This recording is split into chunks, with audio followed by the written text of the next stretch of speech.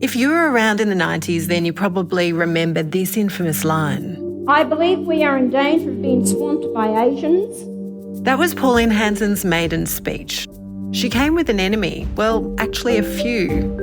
And a warning, this is pretty hard stuff to listen to. I am fed up to the back teeth with the inequalities that are being promoted by the government and paid for by the taxpayer under the assumption that Aboriginals are the most disadvantaged people in Australia.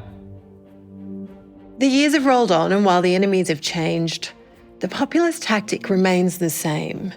Identify a threat to blame for your problems and then draw a clear line between us and them.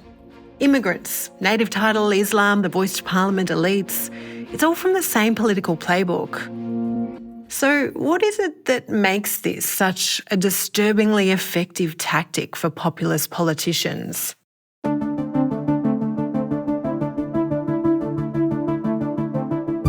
I'm Ashlyn McGee from The Conversation, and this is The Making of One Nation. Episode 2, Define the Enemy.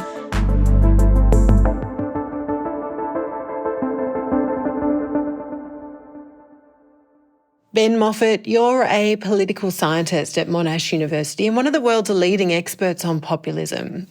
First up, let's rewind nearly 30 years and talk about that infamous line, we're in danger of being swamped by Asians. What does it mean to you?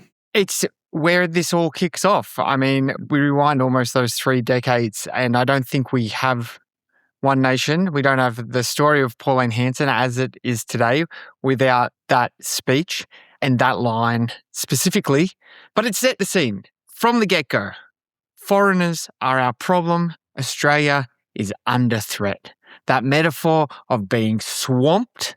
What's interesting is that wasn't actually what initially got controversy for Hanson. We now have a situation where a type of reverse racism is applied to mainstream Australians. Hanson attracted controversy for her anti-Indigenous views. This nation is being divided into black and white.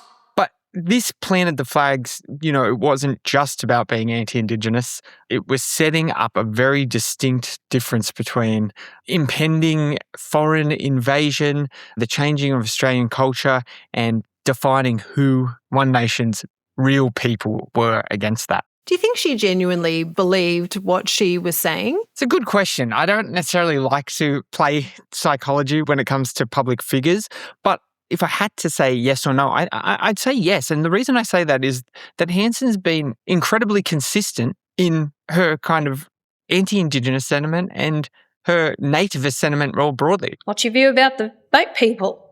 I said, you go out, you meet them, you fill them up with fuel, you fill them up with food, you give them medical supplies and you say, go that way. If you know one thing about Pauline Hanson and One Nation, they really don't like anything to do with Indigenous politics and they really don't like anyone who's not quote-unquote Australian. Like, it is an anti-immigrant party through and through, and I think people are very much aware of that. So I think she probably does believe it. I don't know why you keep it this go to jail, drag yourself through breakfast television, Celebrity Apprentice, Dancing with the Stars, launch a comeback if you didn't deeply hold some of these beliefs.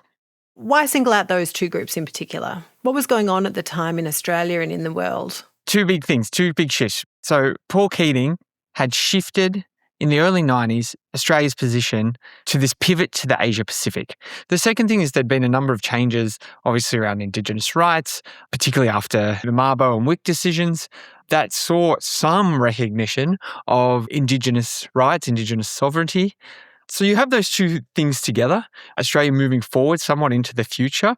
In terms of the international scene, I mean, the populist radical right really kicks off and has its great successes in the 2000s. George Haider in Austria, Silvio Berlusconi in Italy, and Jean-Marie Le Pen, who started the Front National in France. So Hanson was kind of part of this initial wave that's very much in line, this anti-establishment, anti-immigrant, this nativist and authoritarianist politics that was kind of kicking off in Europe at the time as well.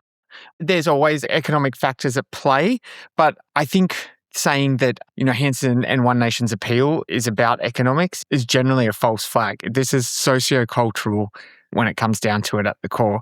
Yes, rising costs, inflation, depressions, these sort of things can affect why people might be voting for these parties, but they're not presenting really any economic solutions. It's presenting a boogeyman, someone to blame for these wider crises.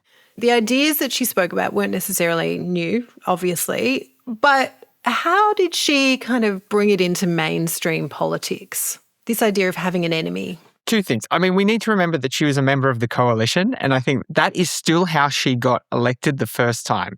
If she had just run as an independent member, I don't know if we would be talking about Pauline Hanson right now. What happens is she got booted out of the party, but was still on the ballot. So she was still there as a Liberal candidate at the time. So that gave her some legitimacy. It wasn't just, full-on outsider politics. Without the media attention, this wouldn't have happened as well. She became a media darling, a media sensation. What went on is that particularly John Howard, the leadership of the time, saw the threat coming from One Nation and took and mainstreamed a lot of the policies that Hanson had put up, or at least the topics that she was putting up. So political scientists talk about issue ownership, which party kind of owns or you associate with a particular issue. And I think Howard read the kind of tea leaves where things were heading and went to own those issues around immigration and national identity with the Pacific solution, with offshore processing. But we will decide who comes to this country and the circumstances in which they come. People are entitled to attack the present immigration levels without being branded as bigots or racists. To the extent that Pauline Hanson said, John Howard stole my policies. They're One Nation's policies again that the Liberals have picked up from me. And it's rare I say that Pauline Hanson is correct about something, but I think that's totally correct. I think it's fair to say that John Howard is the one responsible for mainstreaming Pauline Hanson's positions in Australian politics. What is it about this idea of having a boogeyman or an enemy that really appeals to voters? So you started with that line around being swamped by Asians, and that got a lot of attention at the time. They have their own culture and religion, form ghettos and do not assimilate. So we're talking 98 there. By the time 2001 rolls around, of course, 9/11 has taken place, and Hanson shifts almost entirely to just pure anti-Islam, and she hasn't really looked back. You say, oh, well, there's good Muslims out there. Well, I'm sorry. How can you, tell me there are good Muslims? She experimented with targeting African immigrants for a bit there in the late 2000s when she was in her political wilderness. But I think people of Middle Eastern appearance more generally have been the targeted group that she set herself against. And I think that speaks to a broader shift kind of in right-wing politics across the world. I mean, some populist radical right parties in Europe have done the same thing. Islam has become their main target. Hanson's called for a royal commission into Islam just in general. I don't know what she was hoping to get out of that. Called for surveillance cameras in Islamic schools. Islam has replaced Asian immigration as her kind of like favoured other. But that's not to say that's the only one.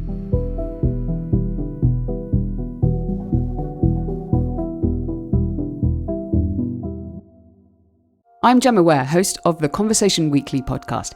Each week, I speak to an academic expert about a topic in the news to understand how we got here, from global politics. World War II has this very long shadow in all of East Asia because there's a lot of unfinished business. To the latest scientific breakthroughs. The drug has been shown in real-world environments to be highly effective at preventing HIV. Or the big dilemmas facing our planet. We have actually stumbled in the last few decades into a system where those products that we rely on for the economy to be sold every day are polluting, and they're polluting things very badly indeed. My guests draw on their deep research knowledge to pull out what really matters so that you can understand the context without the spin. Follow The Conversation Weekly for new episodes every Thursday wherever you listen to podcasts, and read more stories direct from academic experts every day on theconversation.com.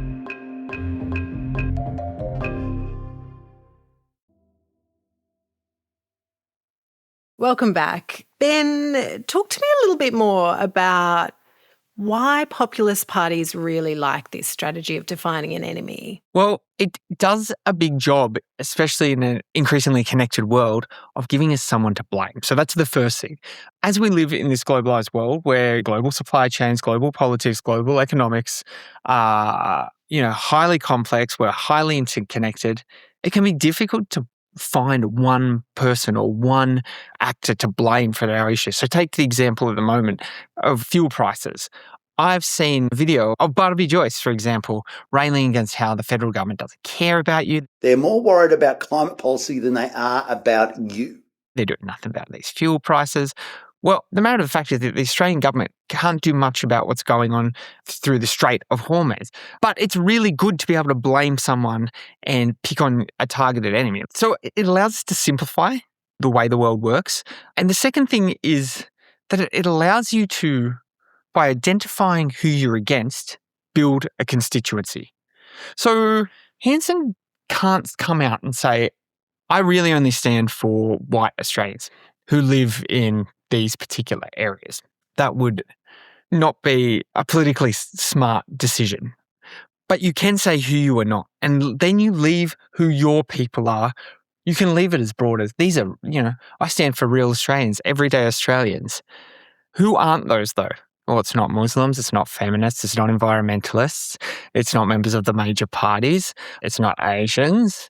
And you can start to really draw a picture through the process of elimination and who you're against in terms of constructing your people. Now, a lot of politics does this. Some people think politics is about identifying enemies, but it is such an important part of populist radical right politics because that's how you construct your people. It's by identifying who the other is. America is under invasion from within. We're under invasion from within. I think there was a sense when Donald Trump came into power, how can you keep railing against the elite? You're the most powerful person in the world. You've got the highest office. But he then goes on about how he's up against the deep state, the lamestream media. So what you're able to do is, even if you're in power, you can set yourself still as an outsider. You can set yourself almost as if you're in opposition because you're always under attack from those enemies. You're always under attack from those others. You're always defending the people against them as well. So it's not only about identifying the people, but giving you a righteous reason to defend the people, because the idea is that the people's sovereignty is always under attack from these enemies. And it's your job as the populist leader, as a populist party, to stand in their way and defend the people's sovereignty. So it's not just a strategy. It's put forward almost as this is the difference between democracy surviving or not.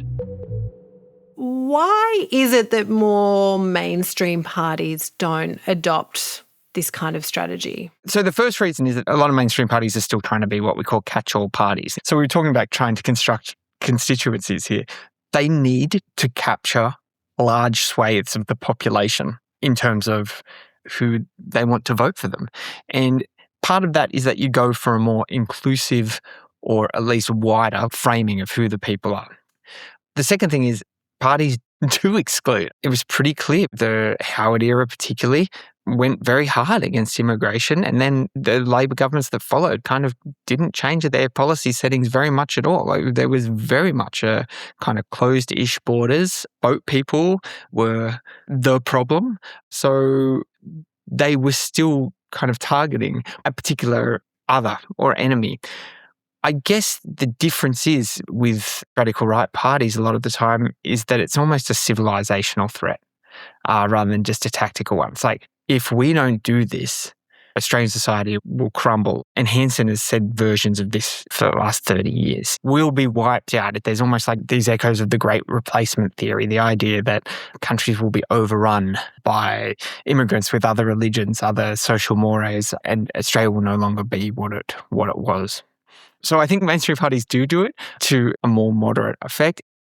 I say this very delicately as someone who lived in Queensland for a very long time. And so what resonates in Queensland, and, that's the state of Bob Katter, Joh Bjelke-Petersen, George Christensen, what resonates there is very different from, say, what resonates in inner city Melbourne or Sydney. So How do we see this kind of singular defining of an enemy? How do we see that playing out in these different parts of the country? Well, I think it's a really hard thing for a party like One Nation being able to gain representation in different states. Joe Belkey-Peterson ruled in Hanson's native Queensland for 20 years with this kind of authoritarian populist regime. It's no surprise that One Nation is still very much a Queenslander party in that regard. But what flies, I think, in different states in terms of that construction of the people, you're absolutely right, is slightly different. I mean, there's a reason they don't do well in the middle of the cities. I think Barnaby Joyce joining the party is a really interesting explanatory factor. I know One Nation's rise has gone hand in hand with the coalition's identity crisis. I think by having Barnaby Joyce on board, there's that real rural authenticity, that outreach to country areas that I would be worried if I'm in the Nationals. I would be worried if I'm in Katter's Australia Party. So there's an extension of that. And I even think someone like Cory Bernardi coming on board, which will appeal to maybe the Christian right more. There is a clear move to expand, I guess, One Nation's appeal across a few wider constituencies than they might have been going for previously. So let's play this out for a minute, Ben. One Nation continues to be popular with the electorate. It perhaps picks up more seats, state-based parliaments or federal parliaments. What happens then? Can this kind of strategy sustain it when it does have a bigger political presence in parliaments? I think this is something that we once thought as political scientists, that once these parties would get in power, they'd be revealed for how thin their actual offerings were, how it was just targeting enemies. But that hasn't played out. I mean, populist radical right parties have become second, third, or the biggest party in a number of countries around the world where it was previously unimaginable. It works. They can continue doing this. So the idea, we shouldn't worry too much sometimes about Hanson. They'll be revealed as having thin policies, no policies. I think it totally misreads what people are interested in here. The only thing I would say here is, after watching this party for, almost 3 decades, I just cannot be convinced that they have the organisational nous to capitalise. Let's say this continues. Let's say they become the official opposition, which I think is not implausible. It takes years and cycles of discipline and learning to work as a party. It is only really in the last year that One Nation has had any interest whatsoever in functioning anything like an actual political party. And you see that. It's defection after defection.